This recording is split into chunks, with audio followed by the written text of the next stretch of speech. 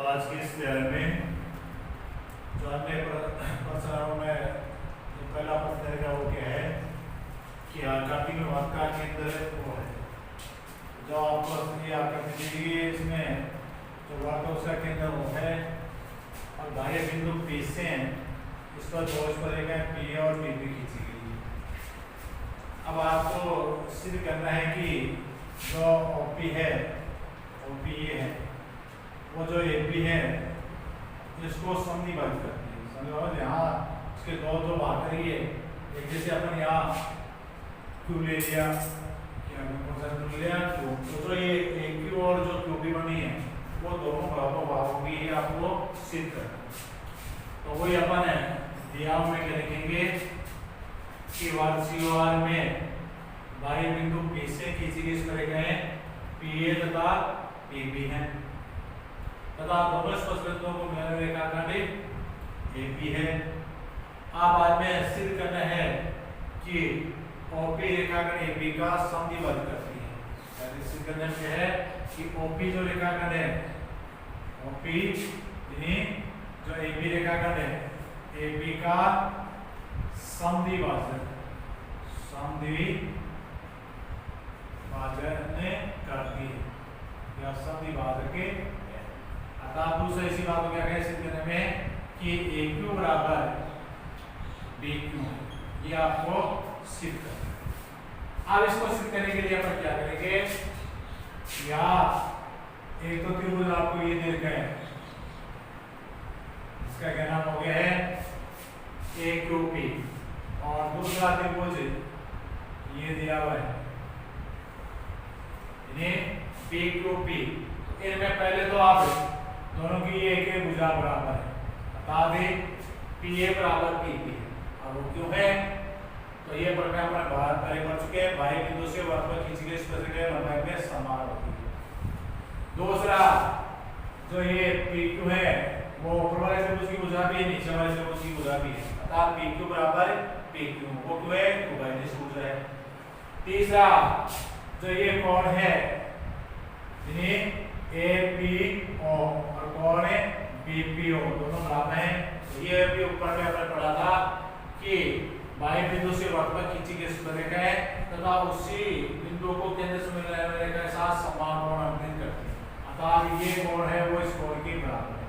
अब इन दोनों त्रिभुजों में ऐसे नियम से दोनों त्रिभुज समाक्षम हो गए और समाक्षम हो गए तब इनके सभी संगत समान होंगे। सभी संगत में आपको बताना क्या था AQ बराबर BQ बताना था। तो ये AQ बराबर BQ आ गई। ये बात आपको सिद्ध करनी थी तो इस प्रकार से हमने सिद्ध करेंगे। अब इस बात को लिखकर कैसे बताएंगे तो ये तो क्या हो गया है सिद्ध करना है वो।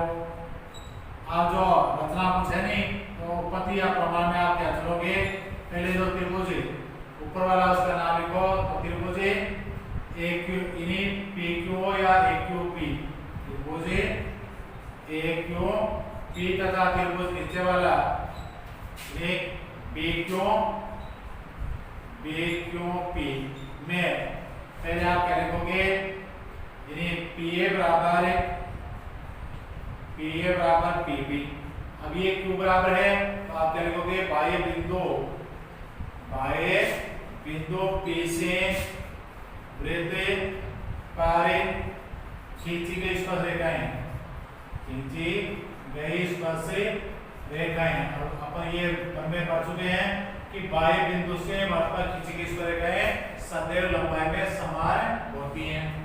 अब उसके बाद में दूसरा PQ बराबर PQ बराबर ये PQ बराबर क्या हो जाएगा PQ हो जाएगा वो क्यों होगा कि उभयनिष्ठ भुजा है तो क्या लिखोगे उभयनिष्ठ भुजा है दोनों अर्थात दोनों त्रिभुजों की एक ही भुजा है।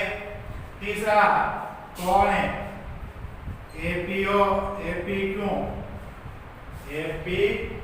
बराबर कोण BPQ ये Q बराबर है तो कोण APO बराबर कोण BPO है। और ये अपन ऊपर में पढ़े थे कि बाह्य बिंदु से वापस खींची गई स्पर्शरेखाएं वाई बिंदु को केंद्र से मिलाने रेखा के साथ समान कोण अंकित करती हैं। अतः इसको कान आगे लिखो, क्या लिखोगे? कोण एपीओ बराबर कोण बीपीओ। अब ये कौन से समांग समता के कौन से गुणधर्म से? समांगी समता के गुणधर्म कौन सा हो गया? एस ए एस नियम से। अब वही क्या हो गया? त्रिभुजी ए क्यू पी समांग सम है त्रिभुजी बी क्यू पी। और समांग सम त्रिभुजों के क्या होते हैं? सभी संगत अवयव समान होते हैं। तो आप जो बराबर बनाते वो तीन तो है, बाकी जो तीन बचे वो भी बराबर हैं। तो बाकी में कौन सा बच गया?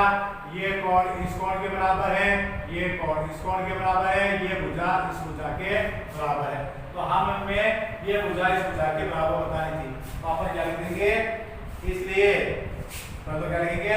ऐसे त्रिभुज दोनों त्रिभुज कैसे समांग सम है और समांग सम में त्रिभुजों के संगत अवयव समान होते हैं। इसलिए क्या रहेगा?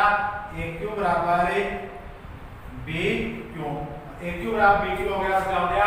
जो ओपी है, जो ओपी रेखा के लिए ए क्यू क्या कर रही है? समान दो भागों में बांटती है। यहाँ क्या नाम था? समद्विभाजक। तो समद्विभाजक का मतलब क्या होता है? समान दो भागों में बांटने वाली। अतः जो कौन है? ओपी है वो एपी को, ओपी है वो एपी को समान दो भागों में बांटती है। तो इस प्रकार से आते हैं ओपी एपी का समद्विभाजक है। ओपी है वो एपी का समद्विभाजक है। इस प्रकार से तो क्या कह रहे हैं? आकृति दूसरे में क्या है? चक्रीय चतुर्भुज एबीसीडी है। तो ये कह रहे हैं चक्रीय चतुर्भुज एबीसीडी है। अब ये बात चक्रीय चतुर्भुज समझिए, जिसके चारों शीर्ष एक वर्ग की परिधि में स्थित हो वो एक चक्रीय चतुर्भुज। अब उसके बाद आगे क्या दिया? में विकर्ण एसी। तो विकर्ण एसी ये है, विकर्ण एसी कोण सी को, तो जो कोण सी है इसको क्या कर रहा है? समद्विभाजित। समद्विभाजक समान दो भाग कर रहे हैं। समान अर्थात जैसे यहाँ कोण है, ये इतना कोण एक है, ये कोण दो है। तो इस संदर्भ में क्या हो गया कि कोण एक बराबर कोण दो है। तो ये समद्विभाजित करता है, अर्थात उस कोण सी को समान दो भागों में बांटता है। अब आगे क्या है? सिद्ध कीजिए विकर्ण बीडी। तो विकर्ण बीडी ये हो गया, ये क्या है? विकर्ण बीडी है। आगे ये क्या है? बिंदु एबीसीडी से गुजरने वाले वर्ग, बिंदु एबीसीडी से गुजरने वाले वर्ग के बिंदु ए पर स्पर्शरेखा। तो बिंदु ए पर स्पर्शरेखा कौन सी हो गई? ये हो गई कौन सी? PQ।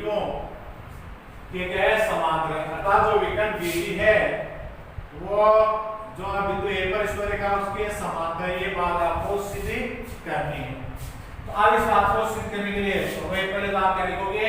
दिया क्या है?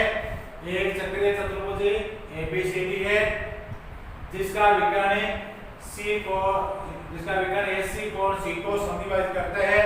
अब बाद में आपको सिद्ध करना है कि बीडी समांतर है, या सिद्ध करना है बीडी समांतर है PQ है, ये सिद्ध करना है। तो सिद्ध करने वाले दिया क्या हो गया? वो यहाँ लिखोगे चक्रीय चतुर्भुज एबीसीडी में विकर्ण एसी को, एसी कोण सी को समद्विभाजित करता है। एसी को कोण क्या है? सी समद्विभाजित करता है। अब सिद्ध क्या करना है आपको कि बीडी समांतर PQ, जो बीडी विकर्ण है वो इस PQ के समांतर है, ये सिद्ध करना है। आगे परमाणु पर सबसे पहले चलेंगे। तो सबसे पहले क्या करोगे आप कि विकर्ण है एसी है वो कोण सी का क्या करेंगे? समद्विभाजक करता है, समद्विभाजित करता है। ये समद्विभाजित का क्या रहेगा आपके पास? ये कोण एक बराबर कोण दो, ये समीकरण नंबर 1 बन जाएगा। अब ये बनने के बाद में यहां से देखो कि ये एक जीवा है AB और इस जीवा के द्वारा इस तरह का साथ बनाएगा कोण ये है, और इसी जीवा के द्वारा उसके एकांत खंड में बना कोण ये 2 है, वाले कोण 2 है। तो अब ये जैसे आपने यहाँ 3 नंबर दे दिया तो कोण 2 और 3 बराबर हो जाएंगे। कोण 2 और 3 बराबर हो जाएंगे।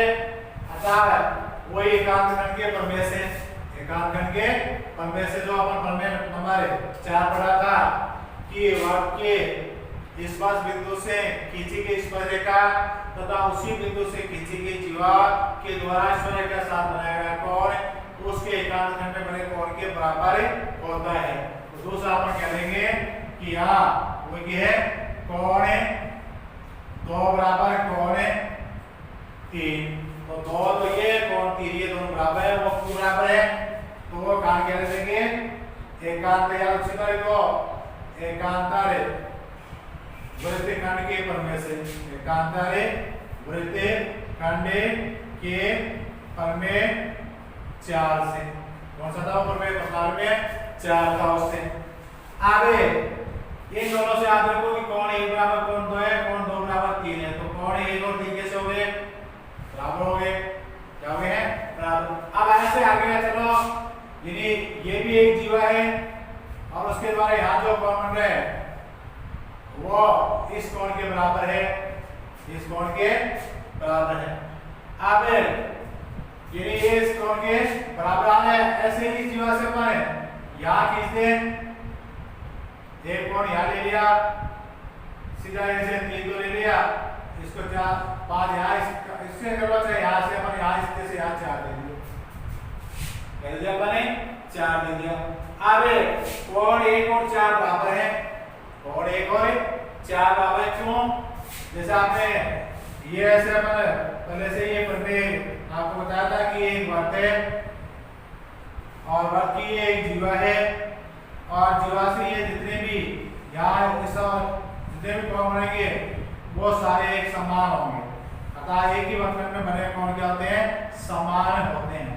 तो अब आप देखो ये जीवा है, ये जीवा से ये 2 कोण बने, एक तो कोण ये हो गया और दूसरा ये कोण हो गया, तो ये दोनों कोण कैसे हैं, समान होंगे, और क्यों होंगे, वो एक ही वृत्तखंड में बने कोण है। अतः आप क्या लिखोगे, कोण 1 बराबर कोण 4, ये नंबर 3 हो गया। अब इन्हीं तीनों प्रमेय से आपको इन दोनों कोणों को बराबर लाना है। वो बराबर क्यों लाना है कि ये 2 रेखाएं हैं और ये एक रेखा है।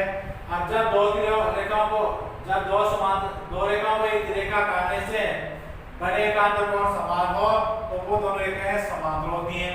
ऐसी बात हमने जो 9th क्लास में पढ़ी थी समांतर रेखाओं होने की, तो उससे आता ही है। तो अब कोण आपको क्या लेना है, 3 बराबर कोण 4 लेना है। तो आप 3 बराबर 4 कैसे लेंगे, पहले हमारे पास क्या है कोण, यानी इस दोनों समीकरणों से आप क्या रहोगे कि कोण 1 बराबर कोण 2 है, कोण 2 बराबर कोण 3 है, तो अन्य दोनों से आ जाएगा कोण 1 बराबर कोण 3, कोण 1 बराबर क्या आ जाएगा, कोण 3 आ जाएगा। इसको नंबर 4 दे दोगे, किसे, समीकरण 1 व समीकरण 2 से, इन दोनों से क्या आ गया, समीकरण 1 व 2 से क्या आ गया आपके पास, यहाँ जो 2 बराबर कोण है 3 है, तो यहाँ समीकरण 1 में 2 के स्थान पर क्या लिख दिया, 2 बराबर 3 लिख दिया अपन, तो क्या आ गया, यानी कोण 1 बराबर कोण 3। आप दोनों इसमें देखो समीकरण 3 और 4 में यानी वो एक दूसरे मान को या एक साइड का पक्ष बराबर तो दूसरे साइड का पक्ष बराबर होगा, तो आप क्या करोगे, समीकरण 3 व समीकरण 4 से, समीकरण 4 से क्या आ गया आपके पास, कोण 3 बराबर है कोण 4 आ गया, तो कोण 3 बराबर कोण 4 आ गया। अब कोण 3 और 4 को देखो, आप वही आप बात पर लिखो कि हम जानते हैं कि, हमें जानते हैं कि 2 रेखाओं को एक रेखा काटने से बने एकांतर कोण समान हो तो वे दोनों रेखाएं समांतर होती हैं। तो क्या लिखोगे, हमें जानते हैं कि 2 रेखाओं को एक तिर्यकी रेखा काटने से बने एकांतर कोण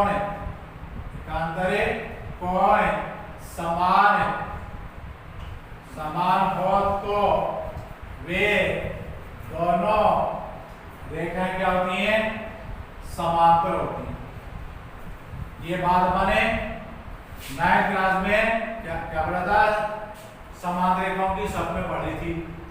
आगे वो यहाँ दोनों रेखाएं कौन सी है? दो रेखाएं कौन सी? दो रेखाएं PQ तथा BD को तिर्यक रेखा कौन सी हो गई? AB तिर्यक रेखा AB काटने से बने एकांतर कोण कौन से हुए? 3 व कोण 4 समान है, जैसे आगे वो समान है, इसलिए जो AB है वो समांतर होगी किसके? BD के। तो AB ए PQ कौन सी हो गई? PQ समांतर है BD का। जो ये PQ रेखा है वो BD के समांतर होगी। यहाँ भी कौन सी चीज कहते हैं? PQ तथा BD को रेखा AB काटने से बने एकांतर कोण 3 व 4 समान। तो क्या देखिए PQ समांतर है BD। अब PQ क्या है? स्पर्शरेखा है। BD क्या है? विकर्ण है। इस प्रकार से जो ये विकर्ण है वो इस बिंदु A पर किसी की स्पर्शरेखा के समांतर होगी। तो इस प्रकार से अपन इस बात को सिद्ध करेंगे। तो कैसे सिद्ध किया? जैसे देखो सबसे पहले आपको इसमें दिया हुआ था कि जो विकर्ण AC है वो कोण C को समद्विभाजित करती है, इसलिए कोण 1 बराबर कोण 2 आ गया, वो समीकरण 1 से। अब उसके बाद में दूसरा अपन जो प्रमेय 4 पढ़ा था कि वक्र के स्पर्श बिंदु से खींची गई स्पर्शरेखा तथा उसी बिंदु से खींची गई जीवा के द्वारा स्पर्शरेखा के साथ बना कोण उसके एकांत में बने कोण के बराबर होता है। इसलिए कोण 2 बराबर कोण 3 हो गया। वो कारण क्या लिख दिया अपने? यानी एकांतर वक्रखंड के प्रमेय से। अब तीसरी बात है जो अपन की कोण है 1 बराबर कोण 3 वो क्यों है? तो वो अपन ये पढ़ा है। अब ये प्रमेय भी अपन पढ़ेंगे जो हमारे पढ़ना है उसमें कि एक ही वक्रखंड में बने कोण समान होते हैं, अर्थात इस दो वक्रखंड में दीर्घवृत्तखंड है उसमें जितने कोण बनेंगे वो सारे समान होंगे। कहीं भी कितने भी कोण बनाए, ऐसे यहाँ भी अगर कितने भी कोण बनाए वो भी आपस में समान। जैसे यहाँ 120 डिग्री का कोण है तो यहाँ भी वो 120 का होगा, अगर यहाँ बना ले तो वो भी 120 का होगा, सारे 120 डिग्री। जैसे इस साइड में ये 60 डिग्री का है तो सारे 60 डिग्री के होंगे। तो ऐसे यहाँ दो कोण बने, एक कोण इस साइड में जो दीर्घवृत्तखंड बन गया, ये जो है दीर्घवृत्तखंड बन रहा है ये, इसमें यानी जीवा AD के द्वारा एक तो कोण 1 बन गया और एक कोण 4 बन गया, इसलिए कोण 1 बराबर कोण 4, ये समीकरण 3 आ गया। अब समीकरण 1 और 2 से अपन क्या प्राप्त कर लिया? कोण 1 बराबर कोण 3। अब इसे 3 और 4 से क्या प्राप्त करेंगे अपन? कोण 3 बराबर कोण 4। तो हमारे पास कोण 3 और कोण 4 बराबर आ गए। अब कोण 3 और 4 बराबर आने पर अपन क्या करेंगे कि यहाँ देखा कि इन दो रेखाओं को एक रेखा काटने से बनी ये एकांत कोण है। एकांत कोण की परिभाषा थी ऐसी, जब दो समांतर रेखाओं को एक रेखा काटने से z की आकृति बने कोण वो क्या कहलाते हैं? एकांत कोण कहलाते हैं। तो यहाँ z की आकृति बन रही है उसमें ये बने कोण कौन से होते हैं? हो गए एकांत कोण। वो एकांत कोण कैसे समान है? उसके लिए शर्त है कि हम जानते हैं कि दो रेखाओं को एक रेखा काटने से बने एकांत कोण समान हो तो वे दोनों रेखाएं समांतर होती है। इसलिए यहाँ ये दोनों रेखाएं यानी PQ और BD को त्रिरेखा AB काटने से बने एकांत कोण समान होंगे, तो दोनों रेखाएं कैसे होगी? समांतर होगी। इस प्रकार से माने करेंगे।